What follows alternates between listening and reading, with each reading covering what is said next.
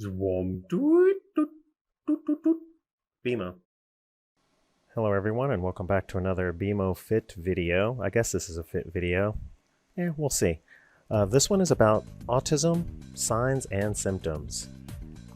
So why am I doing this one? Well, because basically I am autistic and several people have asked me questions about my videos, like why my voice sounds kind of monotone or nasally, or just why I talk funny.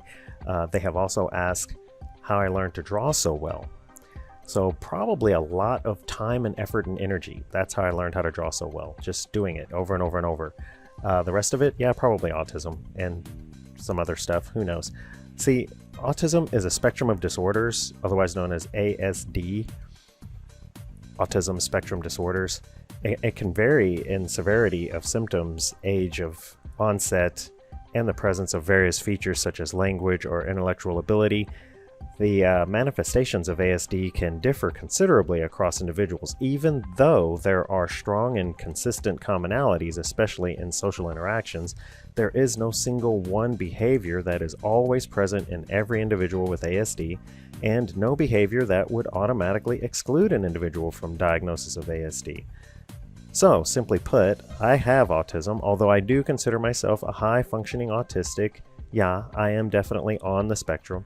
High-functioning autism refers to the ASD where people can read, write, handle basic skills, such as eating, getting dressed. I can do that stuff on my own. I actually hold a career and stuff like that. So yeah, what does that mean? It just means things are different for me. So here are some examples. I interact with others differently. How do I know this? Well, usually because people tell me.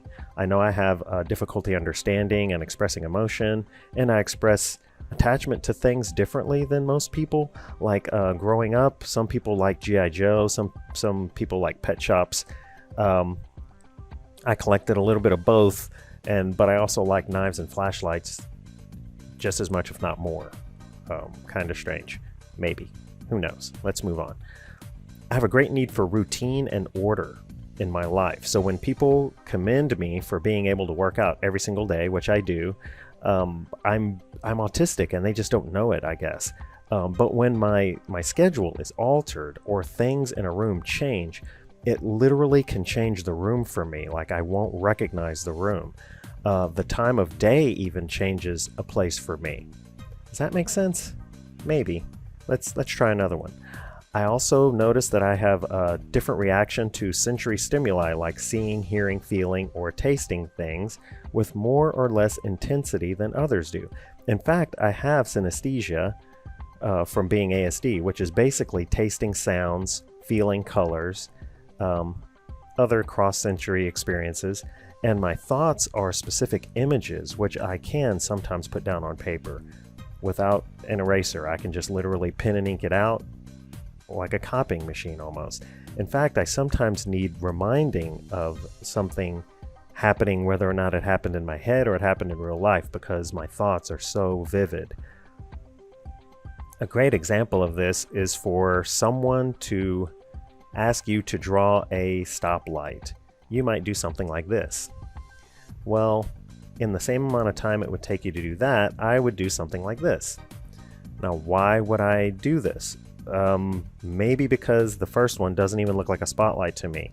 I think back to a specific spotlight in my head. I have an image in my head, one I'm familiar enough with to draw. So it's not just any spotlight, it's the spotlight or stoplight, right? Is that odd? I don't know. It's just the way I think. So I know my brain does not process sounds, sights, smells, feelings like an average person, which results in behaviors that are socially awkward, which makes some social interaction and communication hard and makes it hard for me to have friends. And I'm okay with that. I mean, I'm old now. I've gotten used to it. So some examples of these social issues that I've noticed in my own life are participating in difficult conversations. Sometimes conversations are just difficult for me to be in, and I'll just stand there and look at you, and some people are uncomfortable with awkward silences, which makes the whole situation awkward, right? Trouble connecting with others' thoughts and feelings. Difficulty reading others' body language and facial expressions. For example, I might not be able to tell or comprehend if a person is happy or sad. Unable to understand sarcastic or emotive undertones. I use flat, monotone, robotic pattern of speaking that sometimes fails to communicate my thoughts, primarily because it keeps me from stuttering. I have to constantly stop myself from stuttering. I invent my own descriptive words and phrases. They're not any language but my own, I just make them up.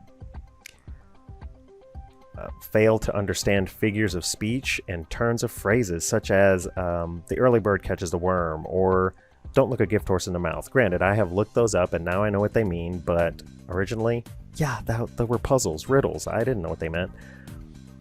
I'm not comfortable looking some people in the eyes.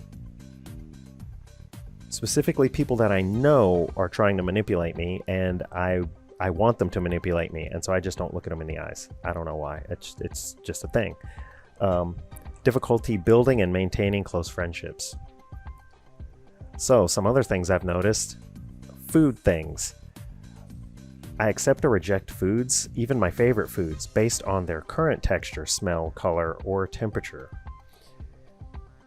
I like to dip everything in some kind of sauce. Now, that just might be a thing in Texas, because I live in Texas, and we cover everything in gravy or ranch dressing, so maybe that's just a Texas thing. Only eating food presented in the same manner every single time. Yeah, I'm like that. I have to fix it the exact same way every time, and I could eat it every single day like a robot. It doesn't faze me at all.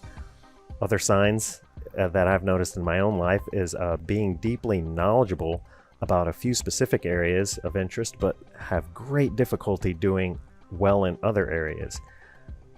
I experience hypersensitivity or impaired sensitivity to sensory input sometimes, such as pain, sound, touch, or smell, depending on the situation. I never feel lonely when I'm focused on a particular task, because I can only focus on one thing at a time. For long periods of time, I can sit and focus on something, and I really don't even notice that I'm alone until I look up. So there you go. And being perceived as eccentric or academic happens a lot. Like, people think I'm way smarter than I actually am, I guess because of the way I sound or the way I act. I don't know.